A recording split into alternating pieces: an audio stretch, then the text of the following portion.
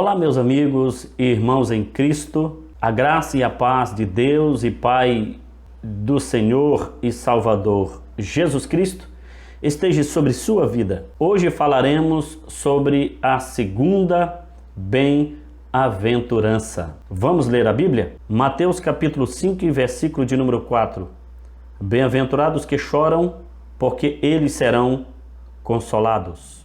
Este texto é subsequente à declaração de Jesus em Mateus capítulo de número 5 e versículo de número 3. Bem-aventurados pobres de espírito, porque deles é o reino dos céus. Alguns detalhes já falado no vídeo anterior, se faz necessário repeti-los para o entendimento pleno sobre quem são os que choram e quando será esta consolação. Então, vamos lá. As bem-aventuranças de Mateus capítulo 5 estão integradas umas às outras. Nenhuma delas pode existir de fato sem as demais. E associadas e coexistindo formam o caráter dos súditos de Jesus Cristo. Ou seja, o estudo das bem-aventuranças deve ser analisados como os gomos de uma fruta. A fruta só é completa quando todos os gomos estão presentes. Assim também são as bem-aventuranças.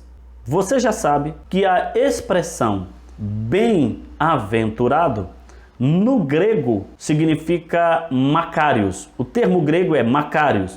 Este termo significa abençoado e feliz. No texto em voga, Mateus capítulo 5, verso 4, Jesus categoricamente afirma: abençoados e felizes as pessoas que choram, porque serão consoladas. Parece um contraste, um contrassenso, um paradoxo. Ser feliz enquanto chora? Como assim? Isso mesmo. E qual a alegria neste versículo? Para responder estas perguntas, vamos analisar as motivações, as causas do choro. A expressão grega para choro em Mateus 5:4 traz a ideia de luto pela morte. Figurativamente, é sofrer por uma esperança pessoal, um relacionamento que morreu. Neste caso, o relacionamento do homem para com Deus. Em Lucas capítulo 6, que é uma referência paralela a Mateus 5:4, Lucas escreveu contrastando com os então ricos e fartos que agora riem e dos quais todos os homens falam bem. Lucas 6:25. Os ricos ali são fariseus que acham que são justos em si mesmos, que não precisam do arrependimento, que têm grande estima por suas próprias vidas e que passam pela vida cheios de confiança em si e sem sentimento de culpa. Aqueles que choram agora, por outro lado, vivem humildemente em completa dependência de Deus, sendo que têm consciência de suas culpas. Mateus 26:75. E lembrou-se Pedro das palavras de Jesus, que ele disse: antes que o galo cante, 3 vezes me negará. E saindo dali, chorou amargamente. Portanto, esses que choram reconhecem que a avaliação divina de Deus é justa sobre eles, assim como o publicano no templo também o reconheceu. A promessa de Cristo a eles é a vez de rir.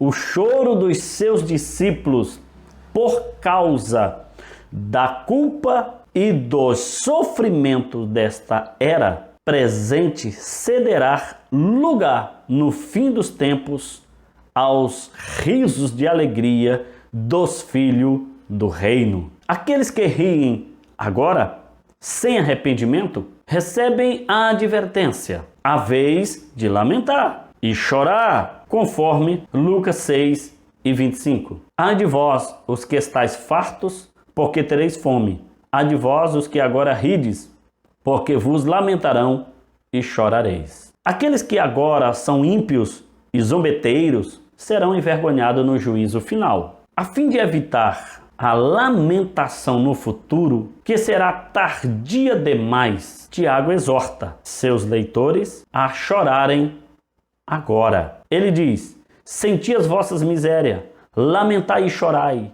Converta-se o vosso riso em pranto, o vosso gozo em tristeza. Humilhai-vos perante o Senhor, e Ele vos exaltará. Os que choram são os que lamentam tanto os seus próprios pecados e falhas, como o mal tão preponderante no mundo, causando tanto sofrimento e miséria. A simpatia que nasce desta lamentação traz consolação desde agora para aqueles que as praticam, e o dia certamente chegará quando Deus lhes enxugará dos olhos todas as lágrimas. O remanescente piedoso da época de Jesus chora por causa da humilhação, mas entendem que esta vem de pecados pessoais e pecados corporativos, pecados nacionais. O salmista testifica em Salmo 119, versículo 136. Rio de águas corre dos meus olhos, porque não guardam a tua lei. O Messias vem para conceder óleo de alegria em vez de pranto e um manto de louvor em vez de espírito deprimido. Isaías capítulo 61, versículo 3. Mas essas bênçãos já realizadas parcialmente só serão plenas na consumação dos tempos, conforme Apocalipse capítulo 7, versículo 17. E dependem do Messias para que venham salvar seu povo dos seus pecados. Mateus capítulo 1, verso 21. Consolem o meu povo. Esta é a resposta de Deus. Isaías capítulo 40, versículo 1. Em João capítulo de número 13, Jesus anuncia sua partida desta terra, e isto causou uma tristeza profunda nos discípulos. João capítulo de número 14, Jesus avalia a profundidade da tristeza e diz: não deixem que os vossos corações vos perturbem. Creia em Deus e creiam também em mim, disse Jesus de Nazaré. Qual era o motivo? Qual era a causa de tristeza ou o choro dos discípulos em João capítulo 13 e 14? Claro, a separação física de Jesus. Você diria, e está certo, é isso mesmo. E o que Jesus fez diante desta situação? Jesus prometeu e deu outro Consolador, o Espírito Santo. Desta maneira, os discípulos sentiram e passaram a viver a companhia espiritual de Jesus Cristo em suas vidas. Em linhas espirituais, o ser humano é separado de Deus por qual motivo? Claro, o pecado. Agora observe, Mateus capítulo 5 e versículo de número 3. O pobre de espírito está numa situação de miséria diante de Deus. Por isso, ele chora. Versículo de número 4. Jesus, portanto, enfaticamente diz: este tipo de choro será consolado. O choro pelos próprios pecados. O choro pelos pecados nacionais. Veja que maravilha! Jesus já libertou todos os que creram nele da condenação do pecado. Esses mesmos que creram sendo libertos agora por Jesus da culpa do pecado. Mas ainda tem muito mais. Jesus em breve nos libertará da presença do pecado. E ali não haverá mais choro. Aleluia! Não quero com isso tirar o mérito das lágrimas que hoje são derramadas pelas perdas. Perdas de emprego, perdas da saúde, de entes queridos, causadas pela presença do coronavírus. O que estou enfatizando é o choro de Mateus, capítulo de número 5 e versículo 4. Choro esse provocado por algo muito mais letal que o Covid-19. Você sabe o que é? O pecado. E não espere uma vacina, uma descoberta científica que elimine o vírus chamado pecado.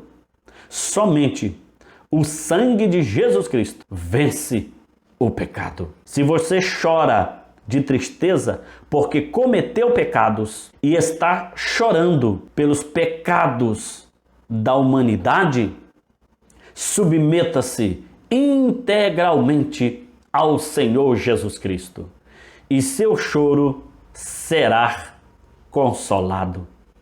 Deus, em Cristo Jesus, continue abençoando a sua vida. Amém.